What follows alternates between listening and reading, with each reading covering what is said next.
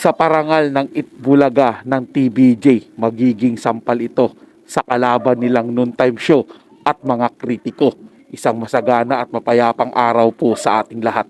Ako po ang inyong lingkod, Tagapanood TV.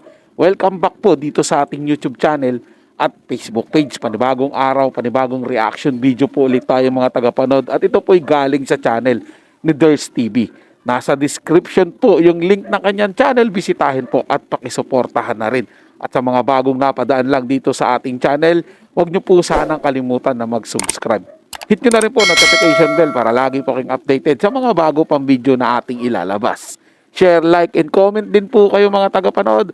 Ating ang babasahin at pupusuan. So simulan na po natin ang ating reaction video sa araw na ito mga tagapanood. Let's do this! Hello everyone! Kung bago pa lang kayo dito sa ating channel, mag-subscribe na kayo at i-hit ang notification bell para lagi kayong updated sa mga balitang napapanahon.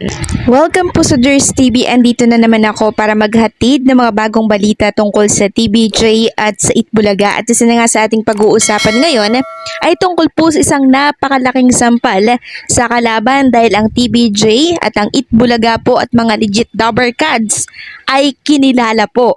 So, kinilala ng ano? Yan mamaya ang tatalakayin natin. Talang pag-usapan naman natin ang tungkol po sa natanggap ng Itbulaga at TVJ at mga legit Dabber Cats na parangal na isang malaking sampal sa kalaban dahil ang Itbulaga lang naman po ng TV5 ang kinilalang Best Noontime Show ng 9th Platinum Stallion Nation Media Award.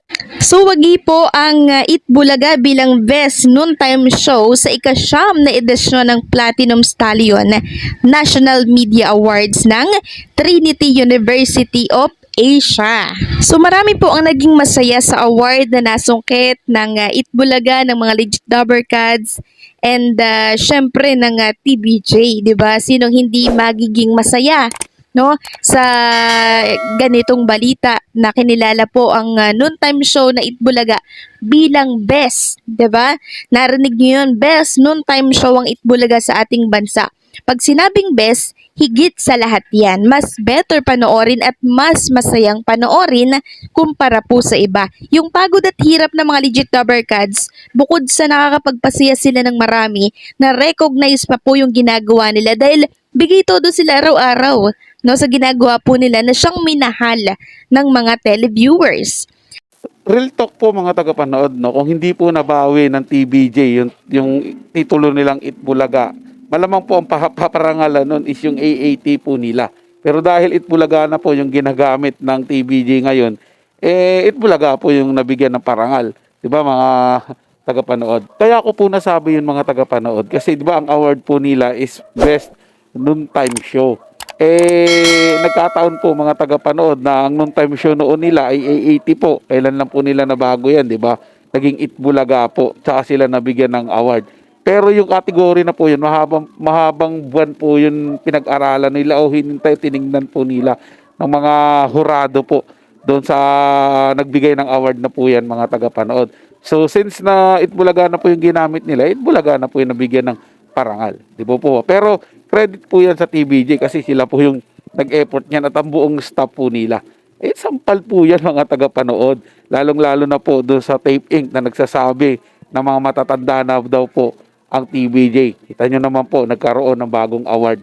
Nalipat po sila sa TV5. At susunod yan mga tagapanood, mahahatak po yung TV5 na yan at mabibigyan po rin ng award yan dahil po sa pinapakita pong kagalingan o kagandahan ng show nila na Itbulaga dyan po sa TV5. Ganyan na ganyan din po nangyari noon, di ba?